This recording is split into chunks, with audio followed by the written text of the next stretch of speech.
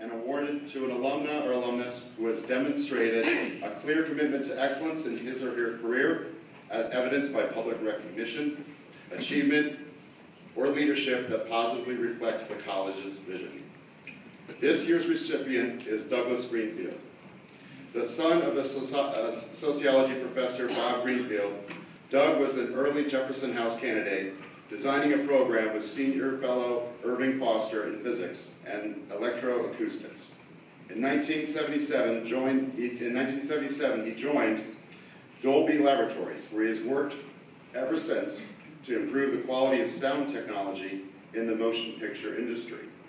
As Senior Director of Production Services for Dolby, Doug is responsible for film post-production, exhibition, and digital television and cinema projects, and is a credited sound consultant for over 62 films.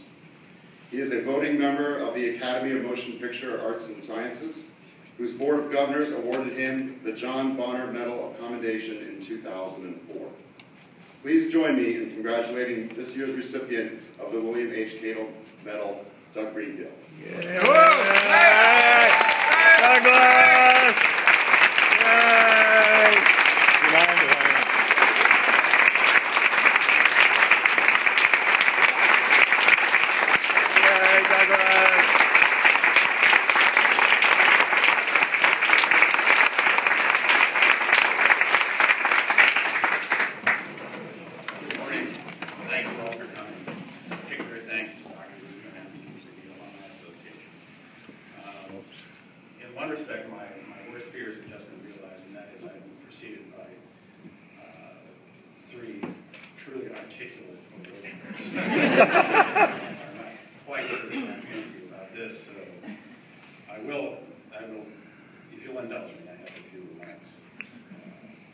Thank you, members of the Academy. Wrong one. Some people subscribe to the theory that brilliance borrows and genius steals, and in that particular regard, I'm going to quote Dr. Eastman, who in remarks before the First Presbyterian Church a few years ago, also on the Eckerd website, noted that Dr. Kadel was reported to pose this question on his first day on the job in 1958 as president of the college. And, quote, "Does anyone around here have any idea how to run college?" Perhaps not, but evidently someone learned, because by the time that I arrived in 1967, the college was going full steam ahead. There was a campus, and an architecturally distinguished campus, faculty, a student body, an extraordinary liberal arts curriculum, and a sense that the future was ours. The promise was such that my dad was persuaded to join the faculty, with Dr. DeGroot singing the siren song of the Gulf Coast of Florida, and consequently my dad decamped from Boston University, and I came along for the ride. So, in my freshman year, juxtaposed in my mind, Dr. Kadel's welcoming convocation for the student body and the faculty, which was both gracious and imbued with the gravitas that was impressive for a young man. In a sense, I had the sense even then that Dr. Kadel was searching to establish an institutional legacy for the college, and it's something that you might not expect from Florida in 1958. And in that same space, that same physical space, I recall a performance, a faculty student performance of Waiting for Kadel.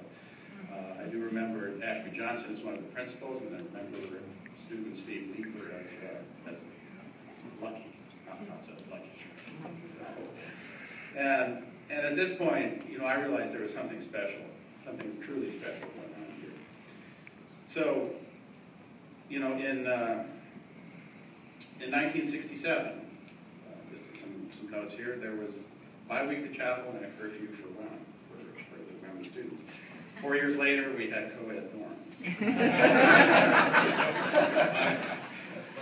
I'm sure Dr. Kadel agreed with that. But on the national front, in 1958, the Brooklyn Dodgers moved to Los Angeles.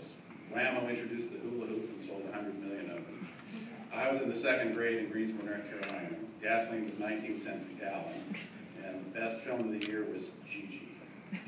In 1968, we recall the presidential campaigns, the horrific assassinations of Dr. Martin Luther King Jr. and Robert Kennedy, and the tumult of student protests, not only here in the United States, but across Europe as well. Scarcely a year later, November 15th, 1969, was the Vietnam War moratorium. 600,000 people marched in Washington. And here at Eckerd College, there was a proposal to divert student activity fees to transportation expenses for students, which I think the Student Supreme Court said, no, you can't really do that. You've got to come up with this on your own. So, I look at that time, and I refer to it sort of ruefully as the psychedelic wars. I mean, these events sort of tore at the fabric of not only society, but this college as well. In these psychedelic wars, some of us survived, some of us didn't. All of us know someone who was a casualty of those times. And I want to take this opportunity to say that I cherish their memory and I cherish their contributions. Those were tumultuous years, and it's a testament to the foundation laid by Dr. Kadel and Dean Bevan and the charter faculty that when we've survived that does not kill us, makes us stronger. And to acknowledge Dr. Eastman's remarks about why, as an alumnus, would you want to come back to someplace different? Maybe better, but not different. So the essential core of the college remains intact, and I think that's admirable, and I'm delighted. A couple of personal notes. I mentioned early in my introduction, it was mentioned that I was a Jefferson House candidate, and I would have to credit Dr. Foster for that is a huge measure, it's a huge factor in whatever success that I enjoy. I remember delaying the first week in Physics 101 and saying, there's a problem set, there are 3 problems, how hard can this be? And then I discovered that in physics, problem sets are indeed very difficult, and so I had this scribbled homework assignment that I handed in to Dr. Foster, and he called me in the next day and he said, Mr. Greenfield, this really isn't very good. And from such experience, resolve is born, and as I said, we went on to establish the Jefferson House Fellowship with Dr. Foster, and that was the context of my education here at Eckerd, and it was marvelous, and it has held me in good stead. I'd like to note that as an offer of thanks, particular thanks to my father and stepmother for providing the foundation of respect for the rationale and principle of liberal arts education from which I have benefited. I would like to note my stepmother's recent death, but note also that she contributed. She was an instructor in the art department here in textile art and fabric sculpture. And finally, you will permit me the guaranteed small joke for a career achievement award, and that is, I hope I'm not done yet. Thank you all.